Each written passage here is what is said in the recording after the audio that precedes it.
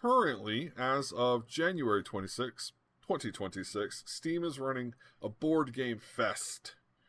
It is a festival celebrating all things digital board gaming, and I love digital board games. I love board games. I love digital board games, real board games, fake board games, the board games I play in my head, the board games you play in your head. I love all of the board games.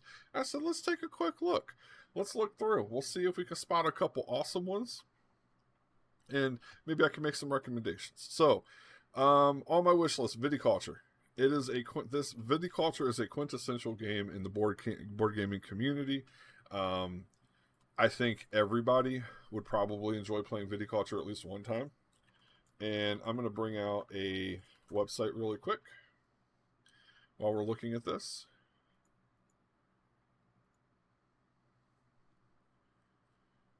This is Board Game Geek, BGG. If you are unfamiliar with board games, one thing that you can do is kind of come here. They're always going to have like the top hotness, like what's the best games. So you can kind of come here. You can always search for a game.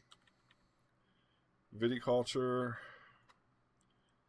right? And you can kind of get an idea of what the actual board game looks like. You can get an idea of its weight, meaning how complex the game is.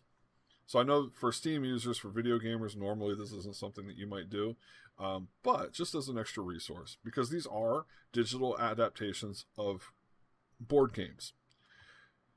All right, let's look down. And if you like the point shop items, I already purchased them. There's a cute little animated avatar meeple board game frame and a sticker that you can use in your chat windows. It looks really cute. Okay, let's look at the featured. Tabletop Simulator is a great one. If you don't have it, I personally don't have it, but I have a ridiculous amount of actual physical board games in my house. So this basically, you can make a board game and then play it with your friends. That's great. Frosthaven, if you like role-playing games, Frosthaven would be a great one. It's on sale. This is the second game in the series. The first one was called Gloomhaven. I'm sure it's in here somewhere. Also on sale right now. Frosthaven is kind of like the follow-up to that. It's currently in early access, and they are adding to the game as time goes. This year, the rest of this year, and then they should see the whole game released. Terraforming Mars is a great game. I have a copy of it. Epic Games, it's great. Munchkin is amazing. I wish there was a way to play it locally. Obviously, because it's a card game and you can't see your opponent's hand of cards, it makes that very difficult to play local. But playing online is fun, and you can play against the computer. Munchkin is a really classic card game. It's zany, it's wacky, it's not very complicated at all. I would say the complexity on this is like 1. Super fun game. All right, let's look at popular discounted. Root is probably a 4 on the complexity scale. It's pretty fun though. It is pretty fun. I love it. Most of my family loves Root.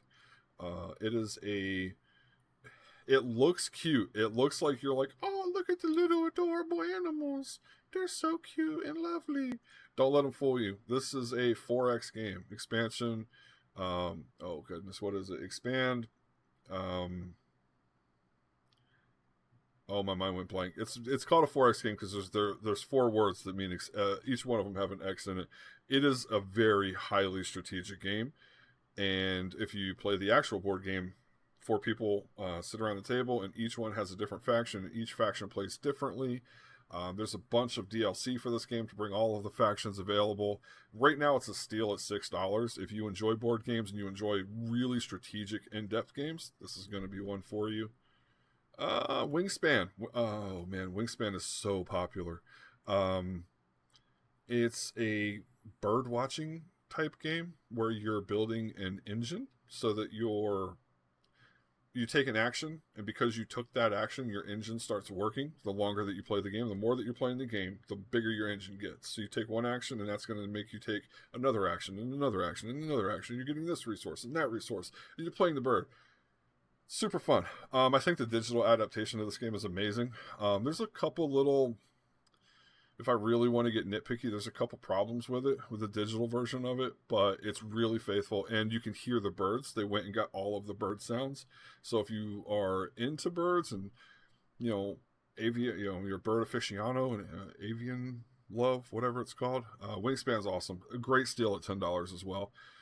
We're gonna do a few more. So Dwarf Romantic is in my library.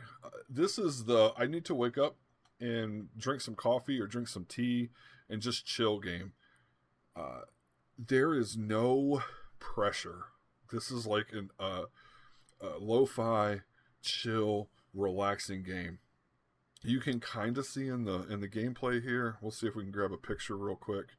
But basically, there's a stack of tiles. A tile comes up. You fit it in. The next tile comes up. When you place your tile, based on how you place it, you get some points. And that's it. You try to beat your own high score. There's no enemies. There's no AI to play against.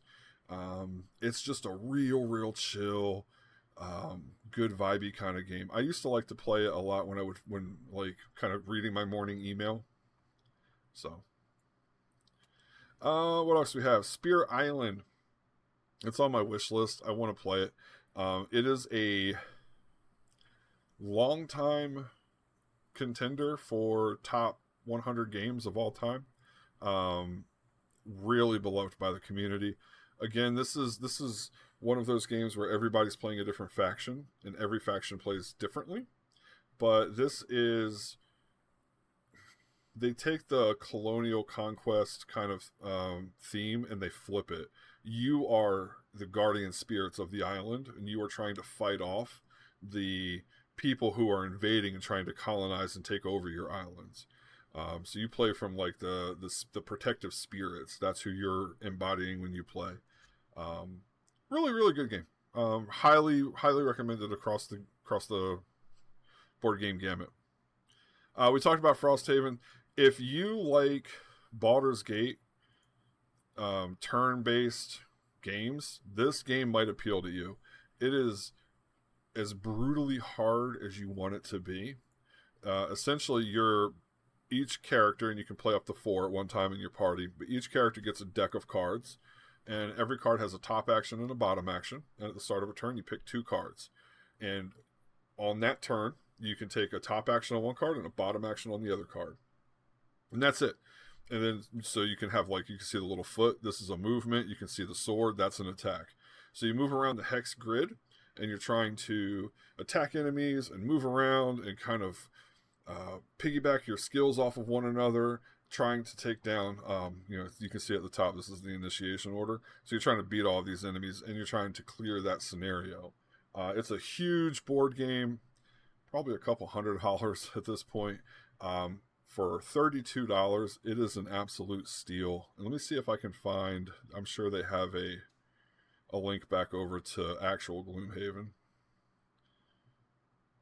The first version, Gloomhaven, is currently on sale for $9.79 USD. This is a steal. That's an absolute steal. My wife and I probably have, my wife and I play this together. We have 143 hours in this game. It's great.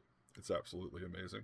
And we're waiting on Frosthaven a little bit. I want to let the early access go a little bit longer, so they come out with a few more characters before we make the plunge. I'm going to wrap it up here on Ticket to Ride. Ticket to Ride is probably one of those games that have been around forever. Everybody's seen it. Everybody's heard it. The new version of it is amazing. It's got a bunch of maps, and it's got a local pass and play. It's got online asynchronous play. Definitely recommend. So, Board Game Fest is through now till February 2nd, and I would highly recommend taking a look at it.